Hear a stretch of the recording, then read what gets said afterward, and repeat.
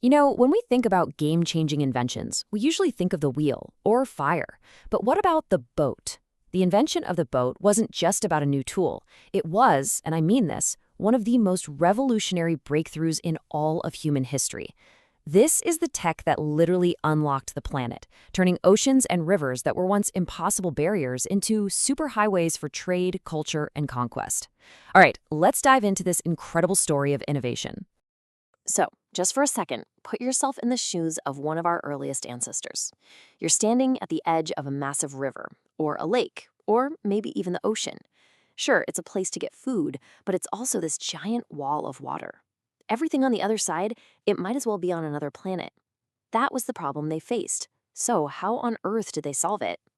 Well, the answer, like with so many great ideas, didn't start with some complex blueprint. It started with just looking. Early humans saw the world around them and noticed something really important.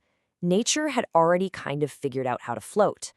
A leaf gliding across a pond, a big log getting carried down a river.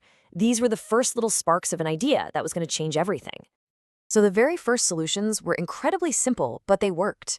People would use things like dried gourds to help them float. Or they'd grab a bunch of logs or bamboo and tie them together with whatever they could find. Vines, strips of animal hide. I mean, it wasn't pretty, but it got the job done.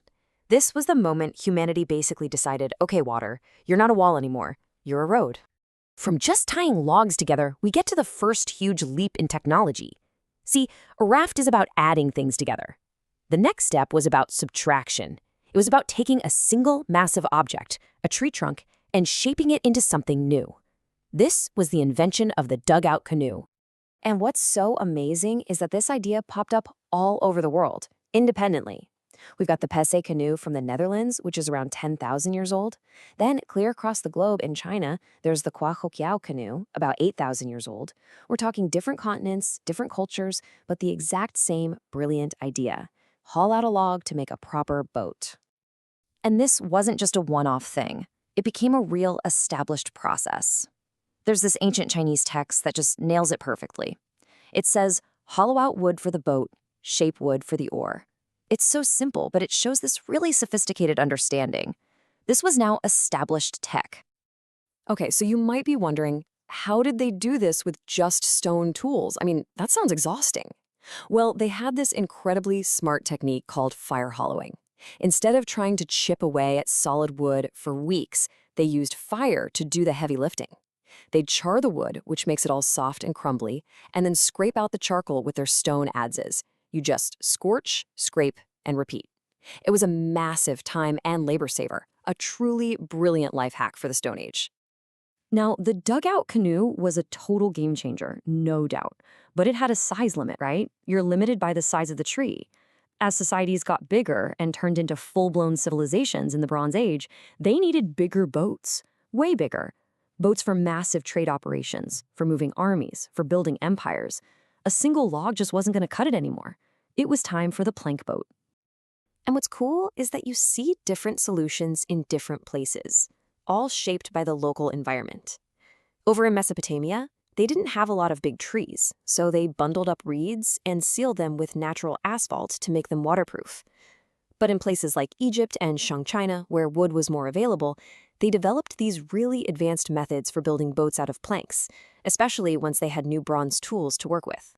The Egyptians had this wild method called shell-first construction. Now get this, instead of building a frame and putting planks on it, they built the outer skin of the boat first. They'd fit these planks together perfectly, like a puzzle, and only after the shell was built did they add the internal ribs to give it strength. The incredible Khufu solar ship, the one they found right next to the Great Pyramid, it was built just like that. A masterpiece of engineering, held together with ropes and joints, without a single nail. For a long, long time, boats mostly stuck to rivers and coastlines. The open ocean, that was still the great unknown, way too dangerous, way too unpredictable. But all that was about to change in the Iron Age, thanks to a civilization of absolute master sailors, the Phoenicians. They were the ones who finally invented the tech that could tame the deep sea. And this right here is the secret sauce, the locked mortise-and-tenon joint. It sounds fancy, but the idea is pure genius. You carve a tongue, that's the tenon, on the edge of one plank. Then you carve a perfectly matching hole, the mortise, in the next plank. You slot them together. But here's the revolutionary part. You then drill a hole through the joint and hammer in a wooden peg, locking them together tight. This created a bond that was just unbelievably strong and watertight. Honestly, it's almost impossible to overstate how important this was. This one single, elegant bit of woodworking was the key that unlocked the world's oceans.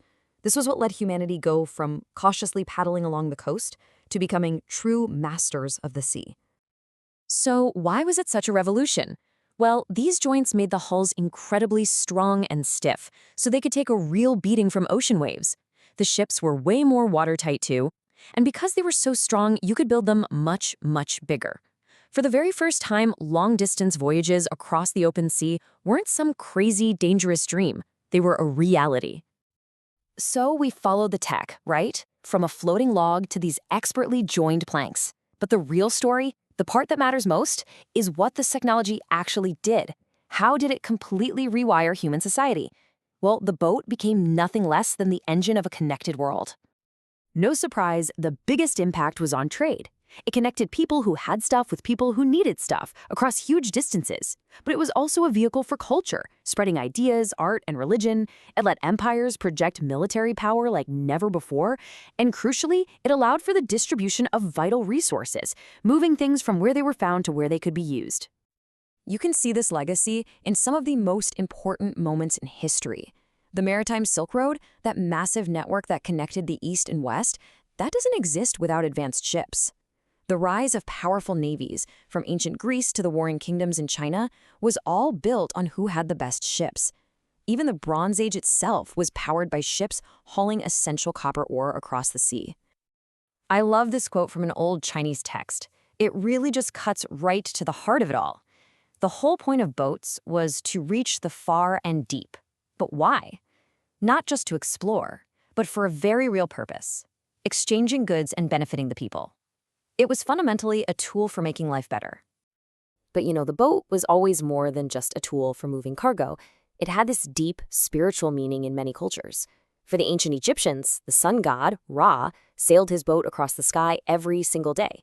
So naturally, they believed their pharaohs needed a boat for their journey in the afterlife.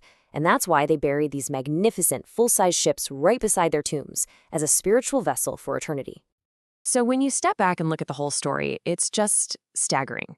To go from seeing a log float down a river to building entire fleets of ships that could connect empires across oceans, it's one of the most incredible testaments to human ingenuity I can think of. It speaks to our constant need to solve problems and see what's over the horizon. The boat was the technology that created our first truly global network.